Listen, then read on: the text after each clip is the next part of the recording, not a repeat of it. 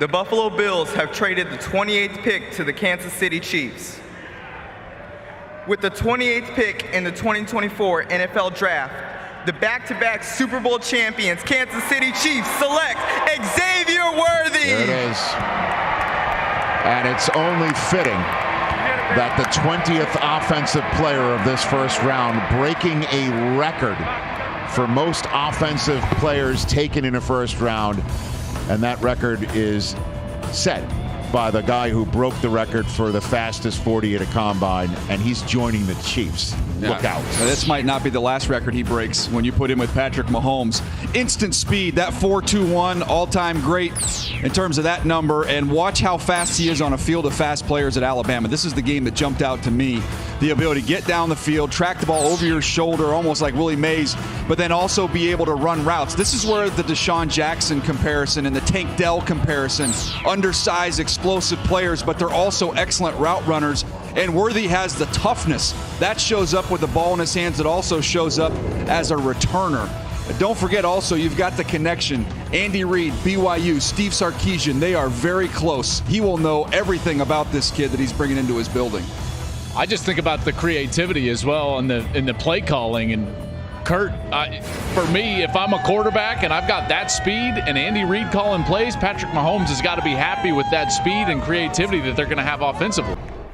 Speed, and hey, look, he's more than just a one-trick pony now, Bucky. But that 4.21 certainly stands out. Well, that 4.21 makes you back up. And let's be honest, the Kansas City Chiefs are back-to-back champions, but the offense has not been the same since Tyreek Hill departed. Tyreek Hill was the vertical element, the playmaker, took the top off the defense, made it easy for everyone else.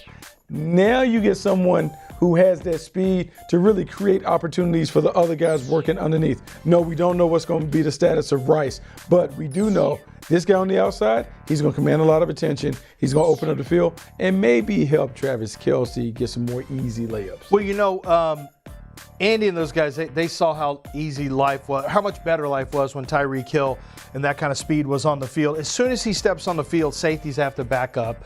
They have to account for him. You can't stop the run as easily. You can't drop somebody extra in the box. You need a shade coverage if you're going to play any, single high. You better be shading in his direction. It helps the running game. It's going to help the wide receiver on the other side. It can help Travis Kelce. It's the ancillary benefits of speed that I think often go unlooked.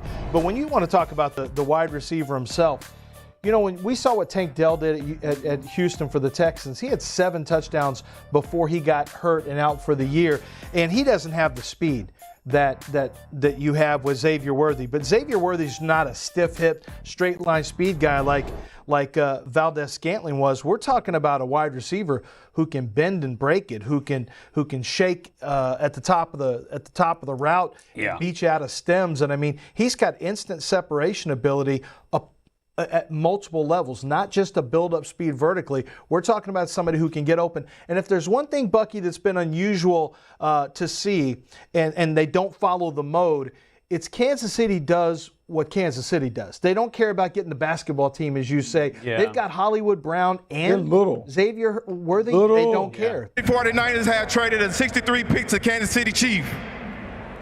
With the 63 pick, in the 24 draft, Kansas City select Kingsley Suamataia from BYU, tackle. Let's go, Chief!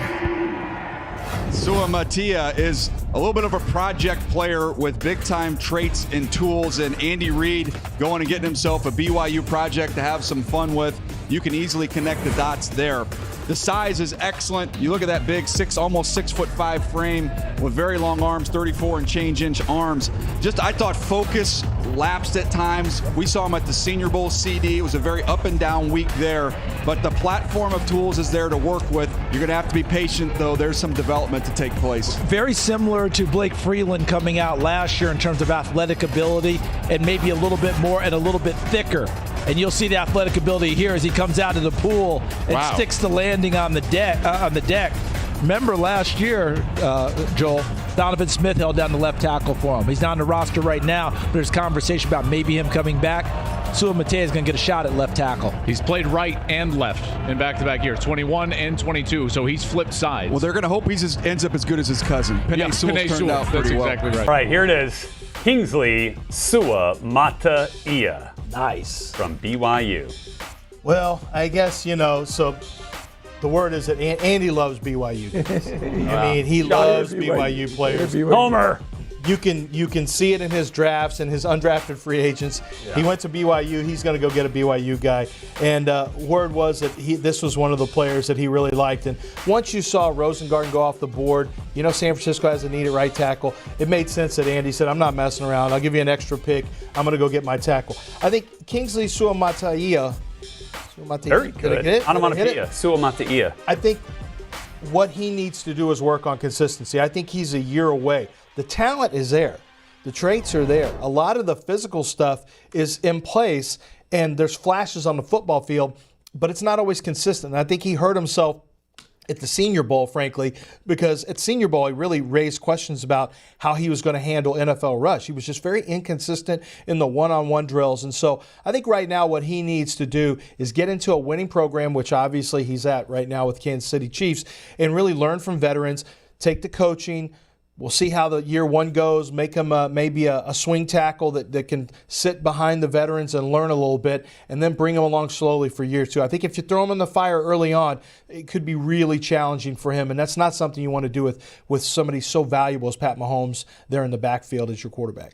The Kansas City Chiefs are looking to continue to flip their offensive line. I mean, that's a fantastic. They got the Tristan Wirfs. Not supposed to be able to jump out the pool like that. So that speaks to his strength and his athleticism that he's bringing. And so that athleticism might allow him to That's my man right there. That's Kingsley. That's your guy. Wow. Yeah, you didn't have that on the draft profile? No, I didn't see jump out of the pool like that. I didn't have that in strengths. That's a Kingsley Suamataia, the second to last pick of the second round. With the 131 pick in the NFL Draft 2024, the Kansas City Chiefs select Jared Wiley, tight end, TCU. Take the trophy again, then we can say we did it again.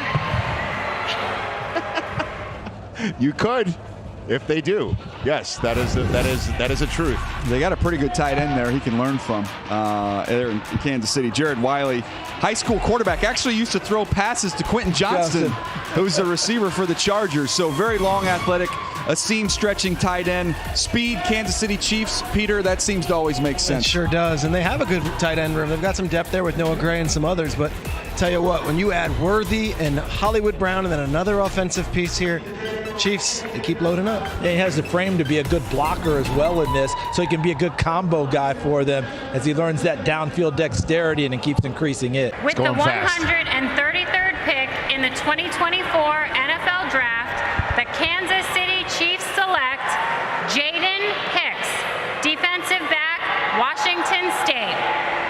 Finish your thought there real quick, Peter. Just going to say, the Lions are feeling themselves. They traded next year's third for Manu, an international player. They traded next year's fourth for a safety running back hybrid. We're talking this Dan Campbell and those guys, they're going to take their guys. But God, neither one of those guys might make an impact right away for that But they team. know the vision of what they're looking for, and so far that has worked out well. DJ, tell us a little bit about Jaden Hicks, who I think is a buzzsaw at strong safety. Yeah, Jaden Hicks, there were some people that talked about him potentially as either first or second safety off the board. For me, he was very high up there. He's outstanding in run support, very physical. I mean, there are some shots along the sideline where you'll see this some play big right hits. here against Jalen Polk. There he is with the one-hand interception down the field. The ball skills are there. Had a couple interceptions this year, 2.5 sacks, had a pick 6 against Colorado State. So to me, when you watched him, I anticipated maybe gets into 2, but at worst he's a third-round pick. And the Kansas City Chiefs guys, nobody in the NFL has done a better job of scouting and developing secondary players. With the 159th pick in the 2024 NFL Draft, the back-to-back world champion Kansas City Chiefs have selected Hunter Nourzad, center for Penn State.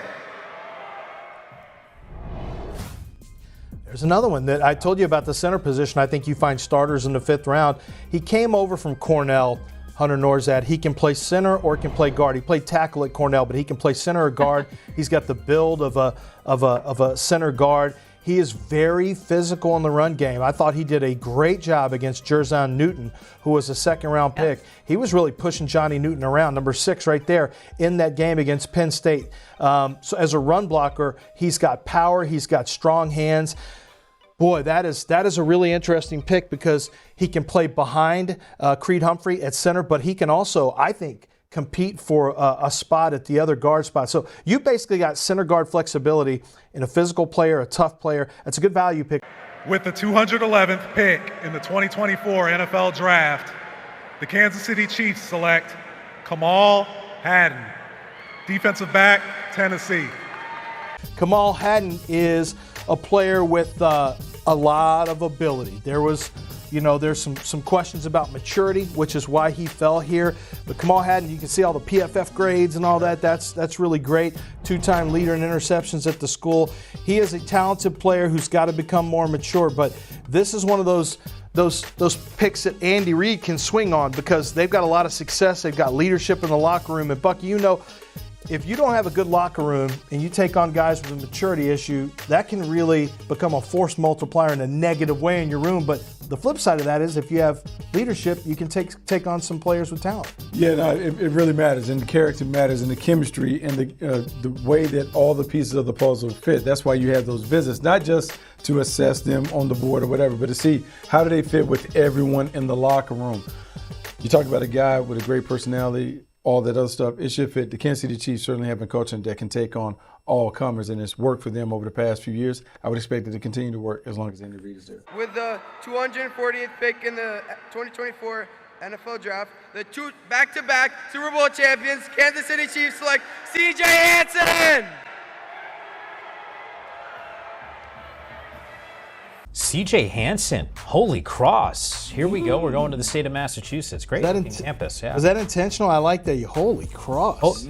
Voice inflection came. Yeah, I thought that's what you were doing there. I didn't do it on purpose. I wish I could take credit for it. We're at that point. Sometimes whatever's going to pop out is going to pop out. CJ's a pretty good athlete. I thought he might go in the 6th round. He throws his punch with some good firmness. He has good eyes and hands to twitch and pass off the stunts that are out there. When you get the TE twist and the ET twist, he sees them well. He moves it well. He's technically sound in the run game. There's a lot of good football to the way he plays. C.J. Hanson, I think, is going to get a look at not just guard but also center.